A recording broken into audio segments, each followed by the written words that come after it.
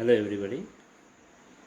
Uh, Topic of this lecture is derivation of matched filter characteristics.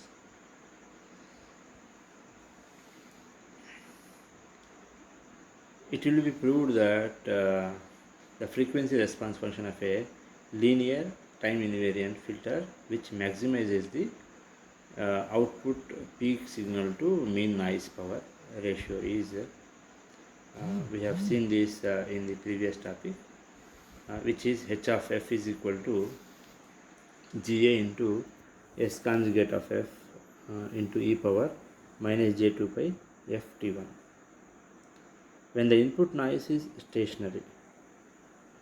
That is the case.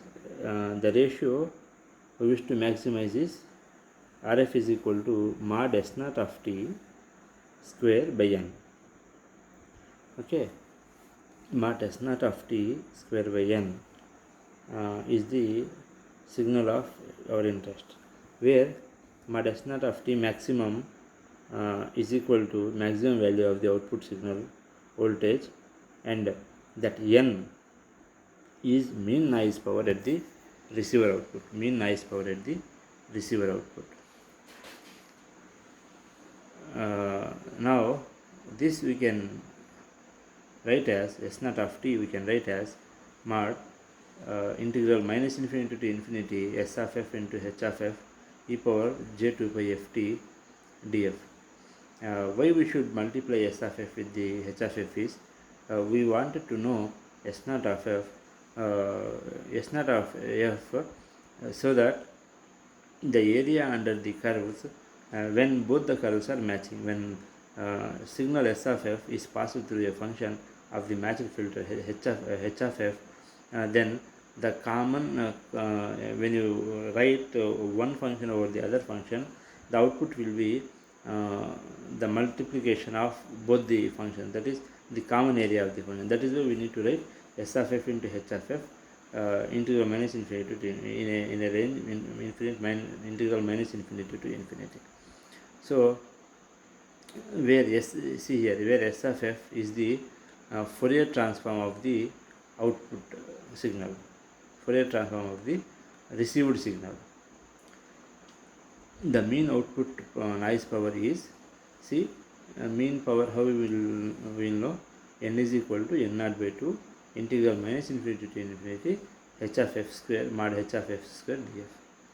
So by this n naught is the input noise power per unit bandwidth, and the factor that half appears before the integral because it limits the extension like minus infinity to infinity, because we cannot expect minus infinity to 0, so it should be 0 to infinity. That's why we will take divide by 2, whereas n naught is defined as the noise power per cycle of the bandwidth over the positive values only.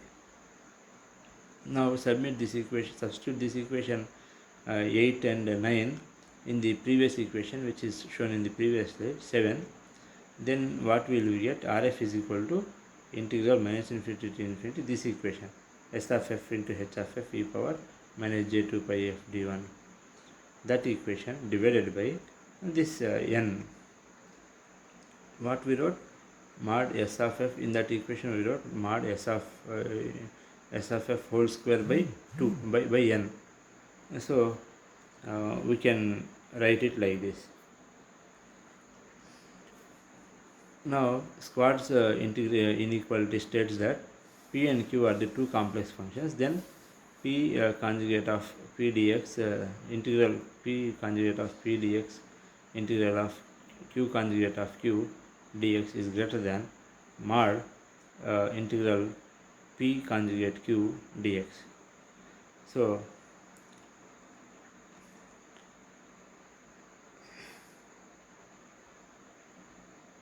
you can write like the equality sign applies when p is equal to kq, where k is constant,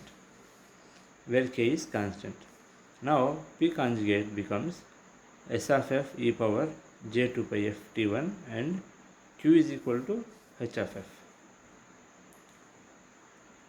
And we can say that integral p conjugate of p dx is equal to integral mod p square dx can be written. If you substitute this in this equation, you will get Rf less than or equal to integral minus infinity to infinity mod h of f square df into integral minus infinity to infinity mod s of f whole square df divided by that equation previously we wrote n naught by 2 integral minus infinity to infinity h of f whole square df. If you simplify this, that h of f whole square df gets cancelled, and whatever rest of the values that are there are integral minus infinity to infinity mod s of f whole square df divided by n naught by 2. This is how we can get the final equation for the R of f. From the Parseval's theorem, apply Parseval's theorem here to know the value of the energy that is there in this signal. So the standard form of writing the Parseval's theorem is integral minus infinity to infinity this numerator s of f whole mod s of f square df is equal to integral infinity to infinity. You can write it as in time domain signal s square of t dt, which is the signal energy E. So we can write it like if you understand, if you see here, it will be n naught by 2. In the denominator we have got n naught by 2, that we can rewrite as Rf is less than or equal to 2e by n naught. Now the frequency response function which maximizes the peak signal to noise ratio Rf may be obtained by noting that the equality sign in 10 power this equation, in the previous equation, 11th equation, this last equation, you can substitute as p is equal to kq, then you can write is h of f is equal to, which is the frequency matched filter frequency response, h of f is equal to ga of s conjugate of f e power minus j 2 pi f1 is the relation where the where this k is the constant which has been set to a value equal to 1 by ga. Now this R of t matched filter correlation function, this R of t can be written as integral minus infinity to infinity y of lambda s of lambda minus t d lambda. Why? The output of the matched filter is shown to be proportional to the input signal across the input signal cross correlated with a replica of the transmitted signal, except for the time delay t1. The cross correlation function R of t of two signals, the cross correlation function R of t of the two signals is y of lambda and s of lambda, the echo of finite duration. Both are of finite duration. Is written as like this: y of lambda into s of lambda minus t d lambda.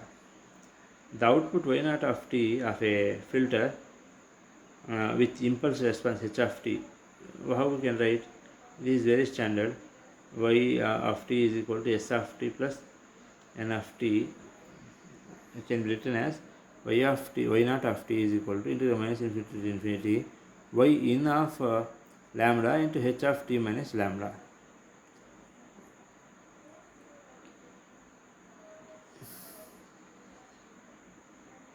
Now this, if the filter is a matched filter, then h of lambda is equal to s of t1 minus lambda, because this time function t1 matches the characteristics.